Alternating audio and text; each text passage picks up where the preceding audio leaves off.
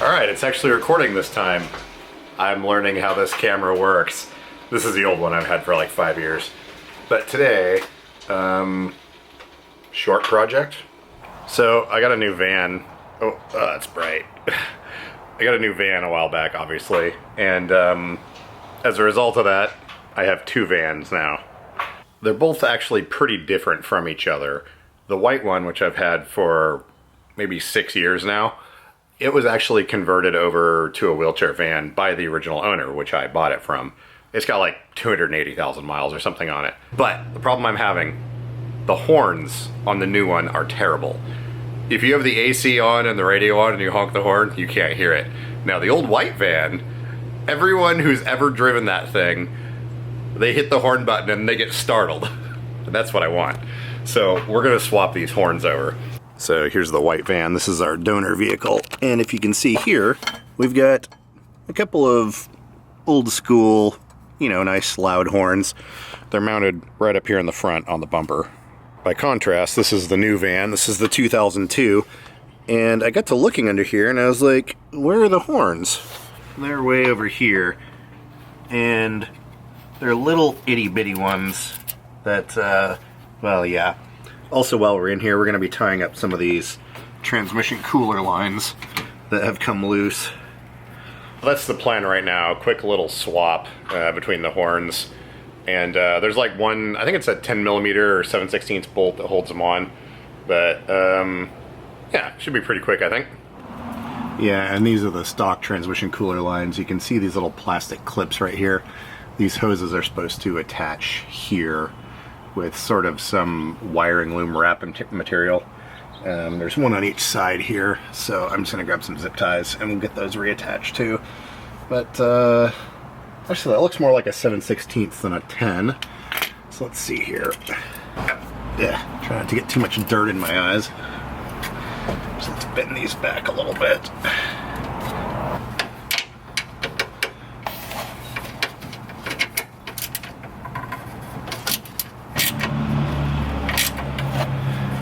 Yeah, this is one of those self-tapping bolts they use from the factory. It's there's just a hole and they drive this thing in here, so it's a little bit difficult to remove sometimes.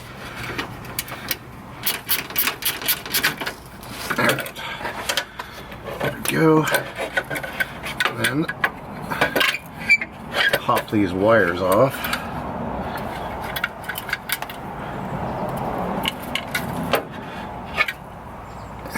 Alright, there we go. Couple of little dinky horns. And the bracket has this little hook here. So there's two holes in the frame when they install these, and one of them, well, neither one are tapped. And this sort of centers it to keep it from wobbling around, and then they just drive this in and it makes its own threads. Moving over to the white van here, it looks like I can just use a couple of extensions and reach this one through the grill.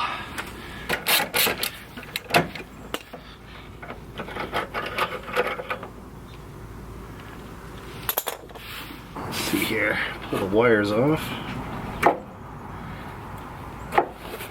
There we go, and let's see, how do we get this out of here?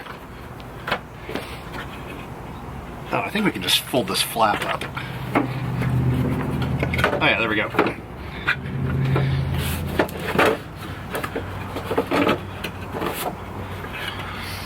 Ta-da!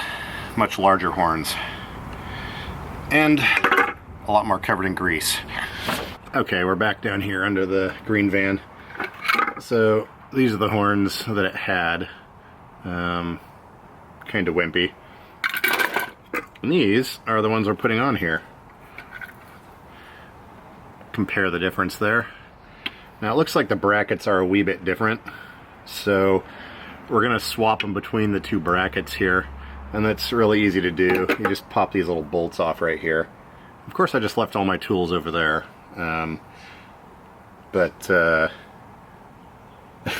Yeah, so we'll just swap these over real quick and then we'll jam the new ones in here.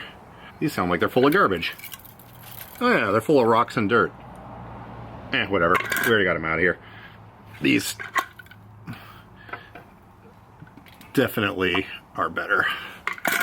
While I'm under here though, I've got the, now they're all over the ground. I've got some black zip ties, and we're gonna get these tranny cooler lines situated here, because we don't need these flopping around in the breeze and creating leaks and wearing through hoses and stuff. And these are literally just blowing around as you drive down the road. These plastic clips look like they're still okay, so we're just gonna slide these zip ties right around each end, pull our slack back so it's not rubbing on stuff too hard, and just worry them on here. I am probably at some point going to be installing an auxiliary electric fan just for the transmission cooler, and then also putting a temperature gauge in here, because even with a cooler on these, they still tend to run the transmissions a little bit on the warm side. Actually, some of these Fords have a thermostat that controls the temperature of the transmission. And I'm actually not seeing one on here. Okay, good. Because those transmission thermostats usually after a while get clogged up and don't really work properly, so yeah. I'm gonna get this other side fixed up. We're over here on the driver's side. I'm gonna add a couple more zip ties to this, but we've got our hose reattached here, and you can see it was actually rubbing on the radiator hose here a little bit. So over time, rubber on rubber will definitely saw a hole and cause leaks. So I've got that spaced out now, so we should be good. Oh, and something else I noticed. Our lower radiator hose is supposed to be in this little clip right here. So we're going to get this thing put back in here like it's supposed to be. Yeah. Yeah, well, would you look at that? When they did the conversion on this, they chopped the front of the frame off as part of the body lift. It used to mount down here. See how it's way up there now? So they've added some gusseting. You can see that little triangle right there, and another one right here.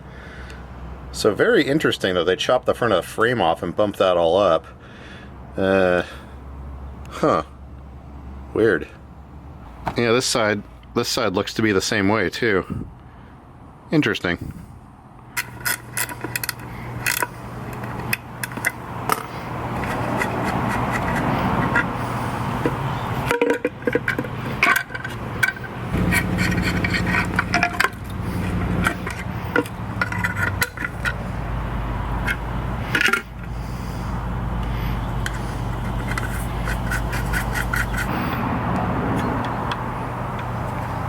So it looks like on the green van, we've only got one wire coming down, and on the white van, we had two wires. So we're gonna have to pop this jumper wire off, and then probably cut the end off and splice it into the single wire that is on this van to get it to work. And then these will plug in just fine on the other van since it has two connectors on it. Alright, here we have our jumper wire. So I'm just going to clip one end of this off. Then we'll use our auto strippers. Strip this kind of long. There we go. And we don't have all the wire in the world up here, so I think what I'm going to do, instead of completely cutting it, let's see if it reaches through here, I'm just going to peel the sheathing back a little bit, and then without cutting the wire, we're just going to strip a section of it and then twist it on. I'm just cutting the harness right here, or at least the tape on the end of it. There we go. And then I'll just use these automatic strippers to strip a small section of it, and then we'll just do a twist and tape sort of arrangement. These things are kind of cool because you can strip wire without actually cutting it. And then we're just gonna wrap this around. This is not a high amperage line, and it's only used intermittently for a few seconds, so I'm not too worried about actually soldering it or anything like that. So this is what we've got right here. I just stripped back the green and yellow wire and wrapped this one around the strip section. And then, well, my hand is shaking. And then we're just going to tape over this. And we'll have our 2 connections for the horn. Alright, there we go. We've got it all taped back up. We've got our harness material back on there. And we've got our 2 connectors. So let's get the horn jammed in and we're done. And voila. Look at that. Horns. Loud.